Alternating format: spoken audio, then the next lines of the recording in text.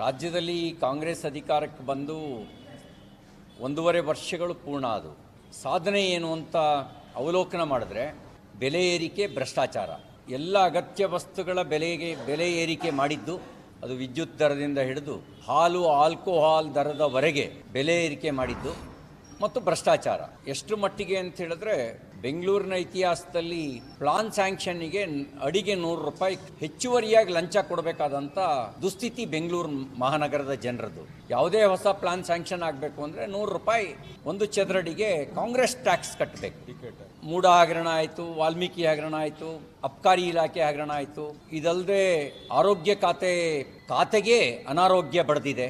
ಸರಣಿ ಬಾಣಂತಿಯರು ಮತ್ತು ಹೊಸಗೂಸುಗಳ ಸಾವು ನಿಂತಿಲ್ಲ. ಸಾಲದು ಅಂತ ಜೀವರಕ್ಷಕ ಔಷಧಗಳೇ ಕಳಪೆ. ಆಶ್ಚರ್ಯ ಮತ್ತು ಆಘಾತ ಏನು ಅಂದರೆ 400ಕ್ಕೂ ಹೆಚ್ಚು ಜೀವರಕ್ಷಕ ಔಷಧಿಗಳು ನಿಗದಿತ ಗುಣಮಟ್ಟದಲ್ಲಿ ಇಲ್ಲ ಅನ್ನೋ ವರದಿ ಆಶ್ಚರ್ಯವೂ ಹೌದು, ಆಘಾತವೂ ಹೌದು. ಪ್ರಾಮಾಣಿಕ ಅಧಿಕಾರಿಗಳಿಗೆ ಆತ್ಮಹತ್ಯೆ ಭಾಗ್ಯ. ಪರಶುರಾಮ್ ನಾಯಕ್ ಸಬ್ ಇನ್ಸ್ಪೆಕ್ಟ್ರು ಯಾದಗಿರಿಯಲ್ಲಿ ಆತ್ಮಹತ್ಯೆ ಮಾಡಿಕೊಂಡ್ರು. ಚಂದ್ರಶೇಖರನ್ನು ಶಿವಮೊಗ್ಗದಲ್ಲಿ ಆತ್ಮಹತ್ಯೆ ಮಾಡಿಕೊಂಡ್ರು. ರುದ್ರೇಶ್ ಯಡವಣ್ಣನವರು ಬೆಳಗಾಂನಲ್ಲಿ ಆತ್ಮಹತ್ಯೆ ಮಾಡಿಕೊಂಡ್ರು. ಗುತ್ತಿಗೆದಾರರು ಸಚಿನ್ ಪಾಂಚಾಳ್ ಗುತ್ತಿಗೆದಾರ ಆತ್ಮಹತ್ಯೆ ಮಾಡಿಕೊಂಡು.